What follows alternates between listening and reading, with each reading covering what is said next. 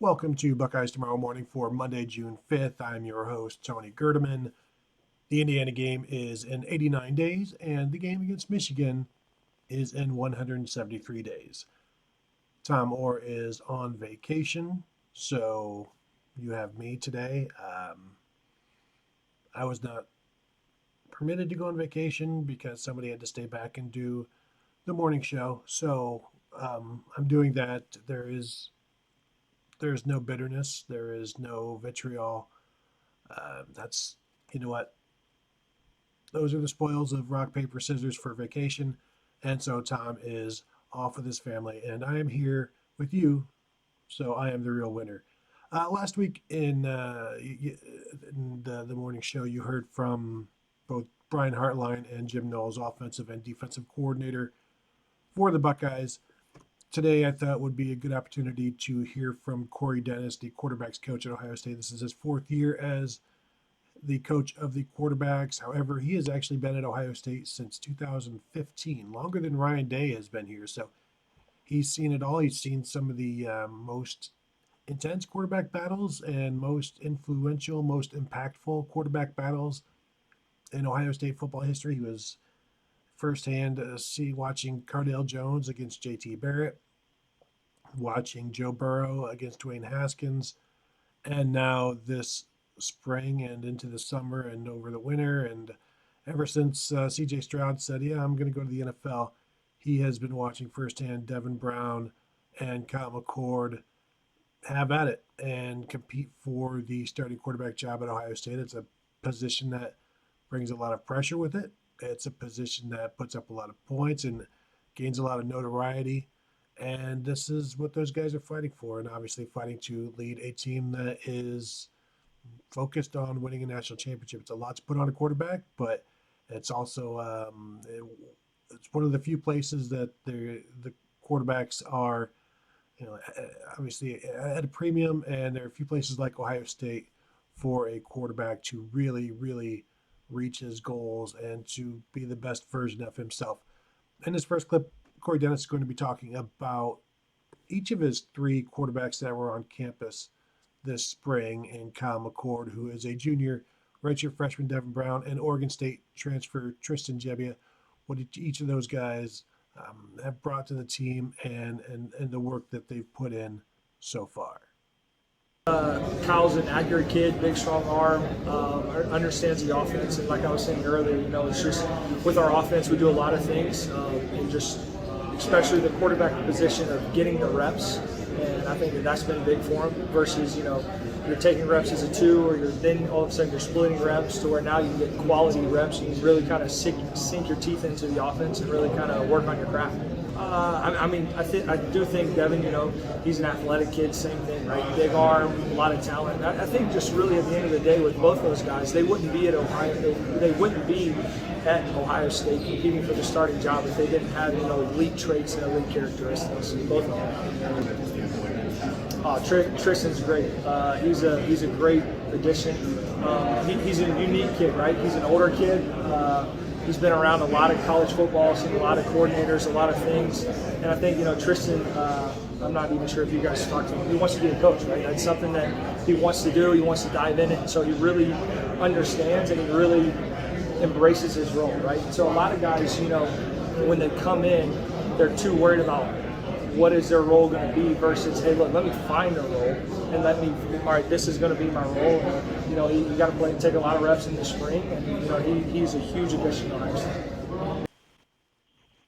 Regardless who wins the job ultimately, there is a standard that they are trying to live up to. Not only are they competing against each other, not only is Devin Brown competing against Kyle McCord, there is a level of play that is essentially required and expected at Ohio State.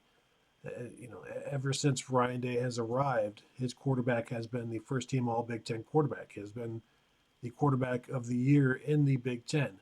That is kind of the baseline of expectations. He's also had Heisman finalists, each of his starting quarterbacks since Dwayne Haskins in 2018, Justin Fields in 2019, CJ Stroud his past 2 years have been Heisman finalists. And these are the expectations. This is what the quarterbacks have come to Ohio State to be part of. And so, sure, it helps with recruiting to have first round quarterbacks, but once they get here, they realize there's more to it than just now that you hear it happens. It doesn't happen. You've got to put it in the work, and they brought in the guys that they believe can get that work done.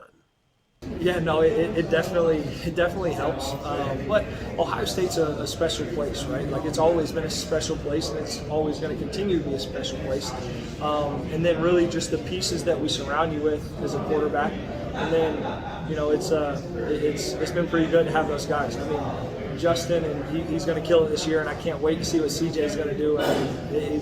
He's already lighting it up, I know for sure, and so it's exciting for those guys, definitely.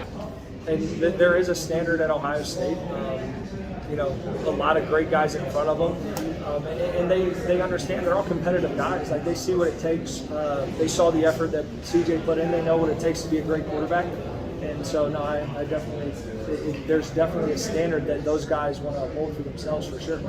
The common refrain from Corey Dennis is that these guys wouldn't be at Ohio State if they didn't have the confidence, if the coaches didn't have the confidence that the players could handle it.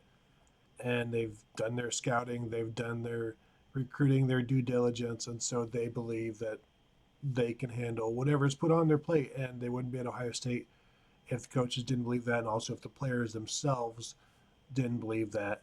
So what is it that both Kyle McCord and Devin Brown do well? Dennis goes into it a little bit, and then also talks about being the best version of yourself, and that's really the ultimate goal. They bring the guys in, they believe in their talent. They can't get Kyle McCord to be Justin Fields. They can't get Devin Brown to be JT Barrett. They can only get, the goal is to get these guys to be the best versions of themselves. And so there's some discussion on that topic, as well as what it is that both Kyle and Devin do well, because they do need to be elite quarterbacks in order to start at Ohio State and have elite traits. So what is it that Corey Dennis likes from both of his guys? I would just say for both of them, just the process of the game, right? Not meaning, I think you go into it and you have an expectation of what it's going to be, but then, just them learning and growing and loving the process. I mean, that's been awesome. Both those guys, I mean, they're grinding every single day. They both want to be great, and so we're excited to see what they do the rest of the summer moving forward. I just think that their ability to run the offense, right? That's something that they both do. I think, Kyle, a lot of people will say that, in high school, Kyle was more of a pocket passer, big arm, those kind of things. But still, on the flip side, Devin has a huge arm too, and he's a little more athletic. But I think that still, at the end of the day, both of those guys, their mindset of wanting to be great and wanting to find a way to figure it out, I think that's what really both of those guys do. I think the one thing that's a little unique and a little different in the quarterback position is one guy plays, right? Yeah. You have such a magnifying figure in CJ Stroud in that room that there's a big void when he's not there, right? There's a big presence that's not there, and so you kind of get to see them be able to kind of project themselves a little bit more so than they would if CJ was at practice or CJ's talking to a guy or CJ's doing that. So it was good to see for him. One of the things that I like to watch when we get an opportunity to go to practice or be around the program, or even from videos that Ohio State will post on social media, is to watch how the quarterbacks interact with each other, with their teams. And you can really just start to see some leadership qualities emerge there. I always go back to watching Joe Burrow, who was attached to JT Barrett in some of these videos. And you could see him emulating and growing with JT Barrett, one of the all-time great leaders in Ohio State football history. And that's who Joe Burrow learned from. And that's why when Burrow went off to LSU, he still had Ohio State teammates back in Columbus who were absolutely rooting for him. And that's because of that leadership quality that emerged very early on. And so I asked Corey Dennis, how much do you watch for that? He can see everything. he's looking at, this is a guy that, as a quarterback's coach, doing all of the coaching and then the watching the fundamentals, taking notes on he's got all the data about the completion percentage and arm strength and 40 times. So he has all of this tangible data.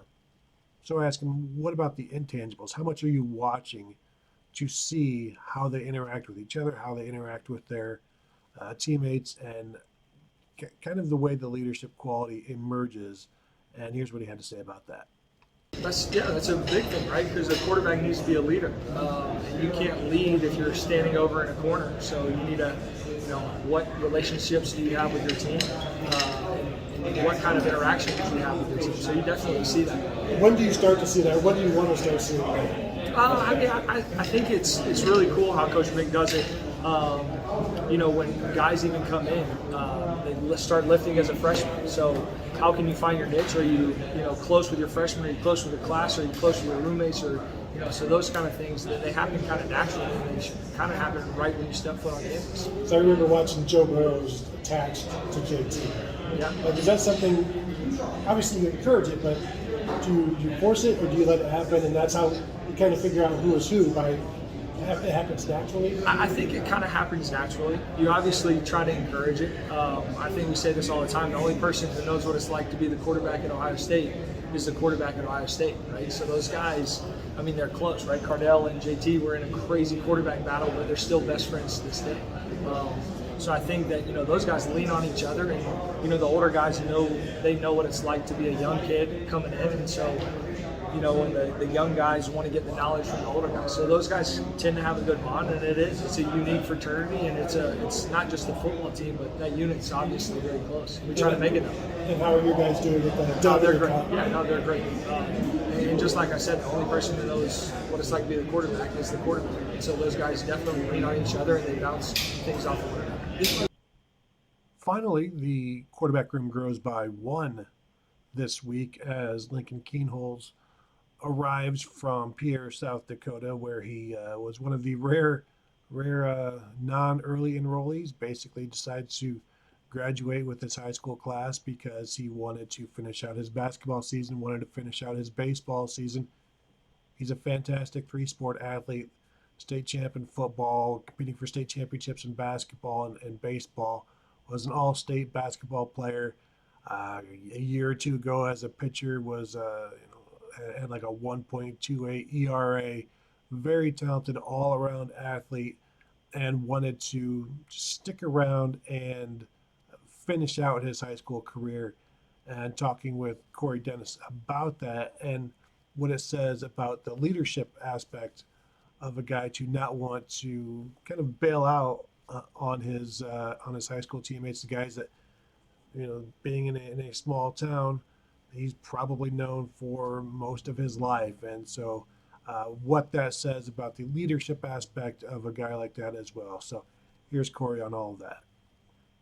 We really we dove into it a little bit. He probably could have taken some other classes or some certain things, but, he was a competitive kid. He had something, he had an opportunity to go win a state championship in baseball, state championship in basketball and football. And so those were some things that, he wanted to kind of work on, and we were okay with. There's, creative ways and creative things that we do to make sure that he gets caught up. I know he's playing baseball. I know he's, I laugh at him. I was like, man, you're throwing no hitters, man. You got to come in here and get ready to play some football. So we're excited to get him here next week, and it'll be good. And I keep saying it, but the actual getting the reps, that's the best way to, work your craft. But there's ways, sending playbooks, talking about the playbooks, diving into film studies. You can do a lot of things now in today's world, especially, with Zoom, and Zoom's a second nature to them. So you can be creative with some certain things. Yeah, I think one, his competitiveness, right? There's pros to coming early, there's cons to coming early. We sat down, we talked about all of that, and you know what? He was competitive. He wanted to win a state championship in basketball. He wanted to win one in football. He was fortunate, in baseball. He was fortunate enough to do that, and he just felt like at the time there wasn't an opportunity for him to leave early, and he kind of made that decision that he was going to stay, and so we were behind him. Because that is one of the traits that you guys want out of your quarterback. So is that when you check in the yes box? Like, it's okay? Yeah, right. He's good. So that will do it for today's episode of Buckeyes Tomorrow Morning. I want to thank you all for joining us. As a reminder, you can find us at BuckeyeHuddle.com, become a member, join us there, talk to us there on the message board. Also this week, Ohio State football camps begin. We'll have some previewing of that, and then they will continue again next week as well. So plenty going on the Ohio State recruiting front, still running through some of these coaching interviews, and I haven't told Kevin Noon this yet, but we'll probably have him on at some point, and maybe him and I just do some chit-chatting back and forth on what's going on with the Buckeyes, what we heard last week, what we're expecting to see moving forward, and good stuff like that. So as a reminder, you can find us at BuckeyeHuddle.com. You can find us at YouTube.com/BuckeyeHuddle. Also, you can find us on Facebook as well. So thank you for joining me today. Hope you can bear with me for the next week or two until Tom gets back. So yes, it's 89 days until Indiana and like 13 days until Tom gets back. If you're keeping track at home, if you're keeping score, I know I am. So thank you all for joining us, and we'll talk to you guys tomorrow.